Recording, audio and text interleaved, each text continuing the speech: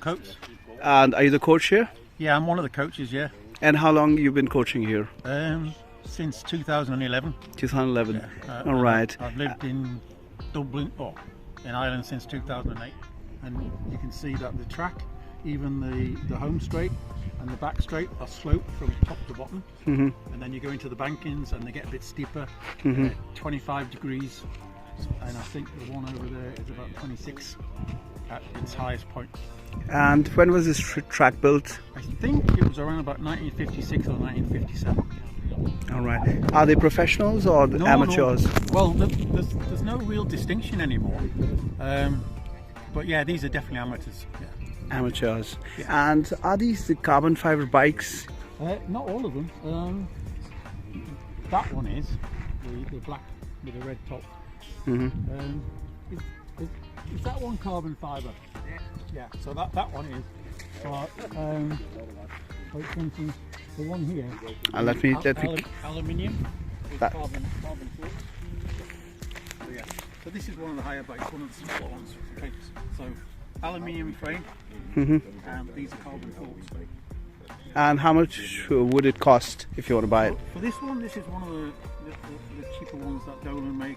Probably about 500 to 600 euro. And what about the carbon fiber? The carbon fibers, they're a bit more expensive. They're coming in around about, say, 1,000, and then they can go upwards. All right. So you're training them to participate in Olympics? Not at this level. We train them to race on the track here, and like the youth in nationals. But if they get spotted, like Cycling Ireland has a high performance squad, so the coaches there will maybe come down, look at results, and they'll test riders and then put them on the squad. So do you get any assistance from the government? I don't think so. We have to pay into Cycling Ireland membership. So there's a limited license which allows you to do track racing, time trials, and mountain biking, but not road races. If you want to do road races, you have to take out a full license, and that allows you to ride on the road. So yeah, if you win national championships and you get up to a reasonable level, then you've got a good chance of getting picked for the Irish squad. But obviously, being a small nation, there's I think it's like we combine with Northern Ireland, so it's an all-inclusive. So there's around about 5.5 million people live on the island of Ireland, and has anyone won any medals till now? Yeah, right. The last world champion that we had is a guy called Martin Irvine, who's retired, but he works as one of the coaching staff with Cycling Ireland. He won a silver medal in the pursuit at the World Championships, and then an hour later he won the scratch race and became world champion. The only guy previous to that was a guy called Harry Reynolds in the late 1800s, 1890. He became the first world champion, and again I believe it was a scratch race. T.G. Cara, the Irish-speaking TV program, about 6 or 7 years ago, they did a documentary, half-hour documentary on Harry Reynolds. So yeah, it was about 113 years between him winning and Martin Irvine winning. All right. And I saw a motorized bike pushing the biker. What was that? Can you tell me about that? That's the thing we call the Durney. Now, normally most of us would sit behind the Durney, and because they're actually, blocking the wind from us, you can actually, go faster, and then you do various drills where, as you're coming up the home straight, you get you to accelerate past him, and then sometimes you probably witnessed, and it would be Mark Kiley, he will actually push the rider just to get you the confidence that you can actually spin. All right. And how fast these bikes can go? Well, if you're talking about sprinter, that's the shortest race. They're probably getting up to about, on an open track like this, they're probably getting up to about 60 kilometres an hour in the final 200 metre dash. But say an average A group which are the top amateurs, they would probably average around about 50 to 55 kilometres an hour in a scratch race. The lower groups, say the C group, you're probably talking of between 42 and maybe 48 kilometres. Is that an affordable sport? It is. I mean, you can spend as much money as you've got, but yeah, you can get a reasonable track bike, and because it's very basic, there's no brakes, it's fixed wheel. For probably around about €1,500, you could probably get a good set of wheels that you would race on, and then an ordinary set of wheels that you would train on. So what would be the expense if you get a membership here? Oh, well, Cycling Ireland, I think limited competition is around about €90, and full competition, which allows you to do everything, ride on the road, I think you're talking about €130, €140 for a year. And then you can either race unattached, or most of us, we join clubs. Like there's a club here called Sundrive. This park is actually called Eamon Cant Park, which is one of the 16 signatures from the 1916 Declaration of Independence. So there's Dublin, obviously they've got, I think there's around about 10 or 15, maybe more, various clubs. Orwell appears to be one of the biggest membership.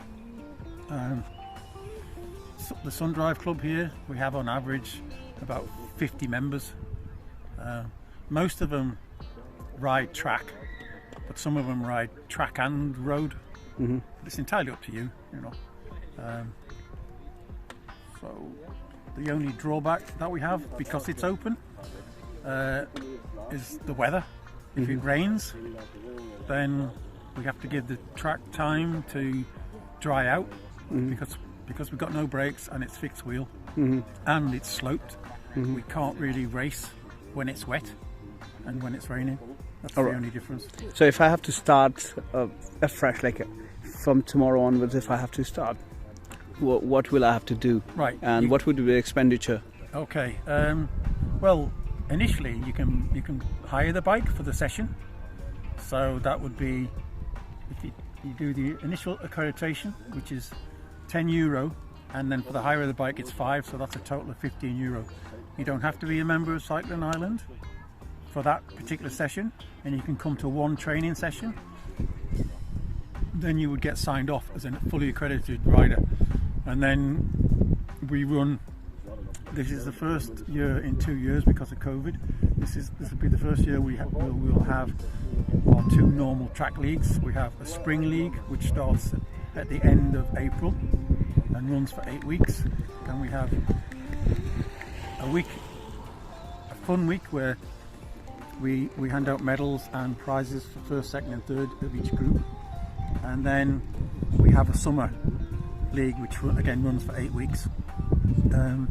Around about June this year, we're having a 2-day international on a Saturday and a Sunday, but we set it up on the Friday, and people come from, we have to have 5 different nations so that it qualifies as a class 1 event. So obviously because of COVID we didn't run it last year and we didn't run it the year before. So we'll get people from various countries come over. GB, Great Britain normally send a squad. Dutch, we could have Belgians, Germans, French, and then they'll compete over various races. The scratch race is basically, it's a bunch race for a number of laps. Do you need a lot of stamina to cycle? Yeah, I mean, but again, it's down to training, you know. It's like any sport.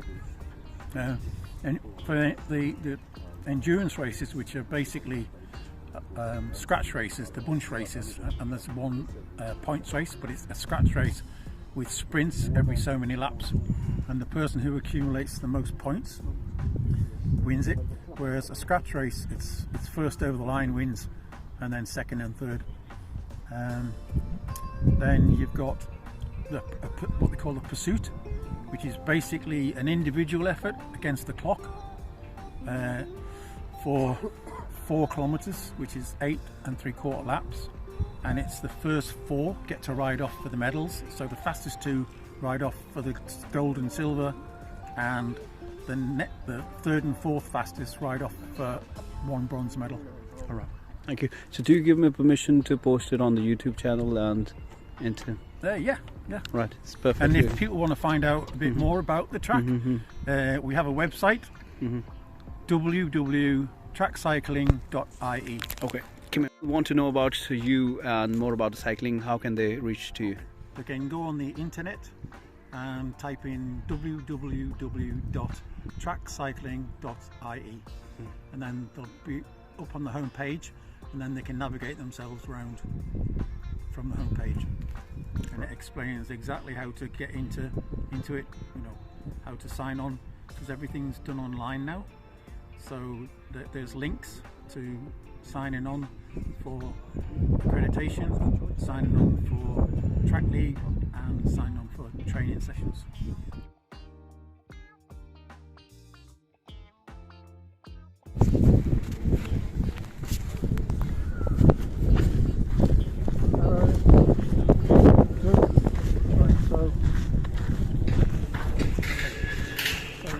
This white line here, this is the start finish line.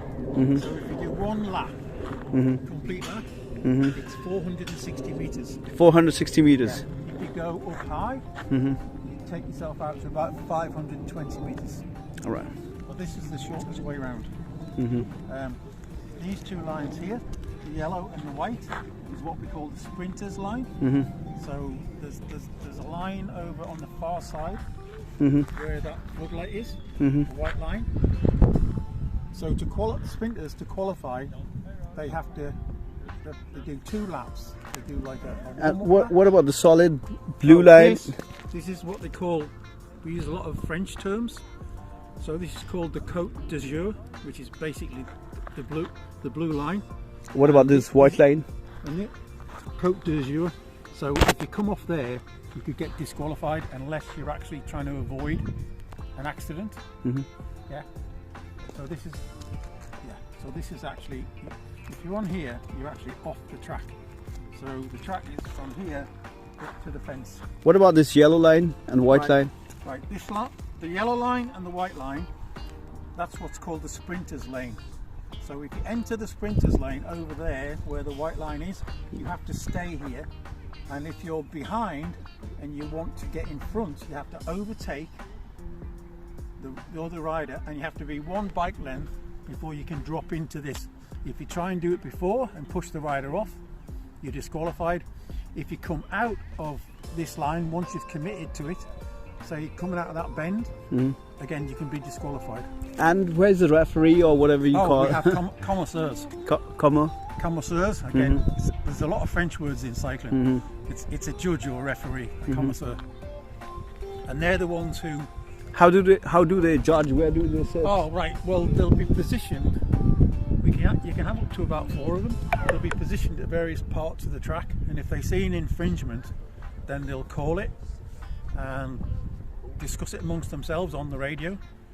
And then if they bring the rider in, they can blow the whistle to bring him in. Oh, thank you. And or her in, him or her. And yeah, it's all about trying to keep it as safe as possible. Reach to you. They can go on the internet and type in www.trackcycling.ie, and then they'll be up on the home page, and then they can navigate themselves around from the home page, and it explains exactly how to get into it, how to sign on, because everything's done online now. So there's links to signing on for accreditation, signing on for track league, and signing on for training sessions.